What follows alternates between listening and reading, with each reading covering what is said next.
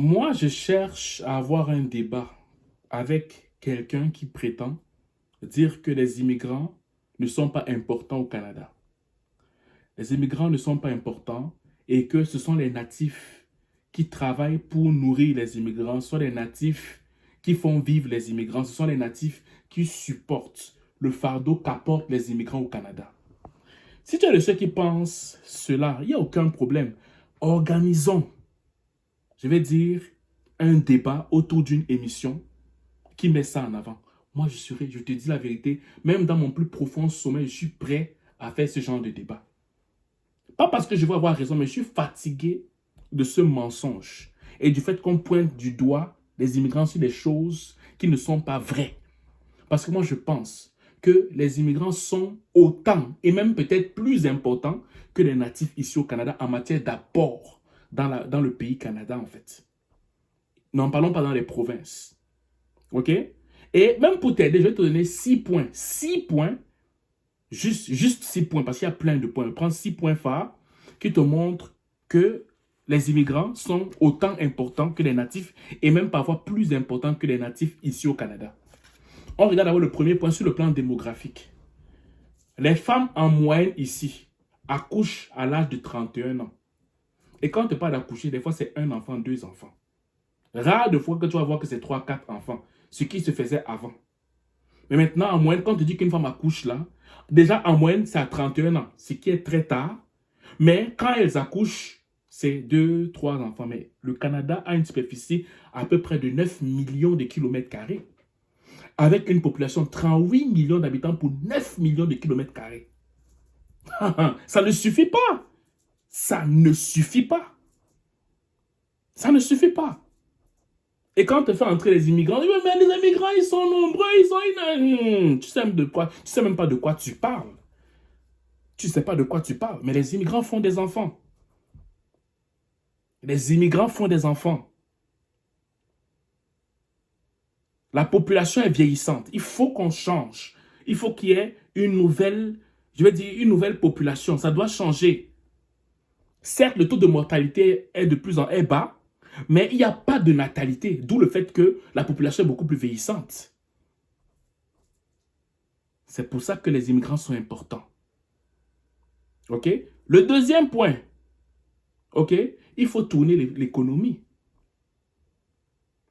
Au niveau des impôts, les immigrants payent des impôts. Des fois même, tellement ils travaillent qu'ils payent même plus d'impôts que les natifs au Canada. Deuxième point, quand on regarde les étudiants étrangers, quand on regarde ce que les étudiants étrangers dépensent, c'est beaucoup d'argent dans les universités canadiennes. Ça fait tourner l'économie. On peut regarder le troisième point au niveau des investisseurs. Les immigrants qui quittent leur pays et tout ça, qui viennent investir au Québec, qui viennent investir au Canada, qui viennent investir en Colombie-Britannique, qui viennent investir en Ontario. Les investisseurs. Le troisième point, les travailleurs qualifiés. Des experts qui viennent de part et d'autre du monde pour venir s'installer au Canada. Ce n'est pas n'importe qui entre au Canada. Hein. On trie des gens en fonction de leur expertise aussi. Donc, ceux qui viennent ont une forme d'expérience qu'ils apportent au Canada. C'est pour ça qu'il y a un programme vraiment on appelle pour les travailleurs qualifiés. Ce sont les immigrants. Quatrième point, la sécurité nationale. Est-ce que vous savez, en fait, il faut que je pense que vous ne savez même pas de quoi vous parlez. Hein. Vous qui dites que les immigrants sont un fardeau et tout ça là. L'armée canadienne, pour une population, pour une superficie de 9 millions de kilomètres carrés, quand tu peux regarder sur Internet, on te dit que l'armée canadienne, l'armée régulière canadienne est composée de 23 000 militaires. Et quand on regarde les réservistes, c'est 19 000. Donc, au total, ça fait combien? Ça fait 42 000. L'effectif pour défendre 9 millions de kilomètres carrés, 42 000 personnes. Et dans les 42 000, là, je ne sais pas si les chiffres sont vrais, mais on te dit que dans ces 42 000, on te dit qu'il y a environ 15 à 20% de personnes qui seraient, donc les chiffres ne sont pas forcément officiels, qui seraient nées à l'étranger.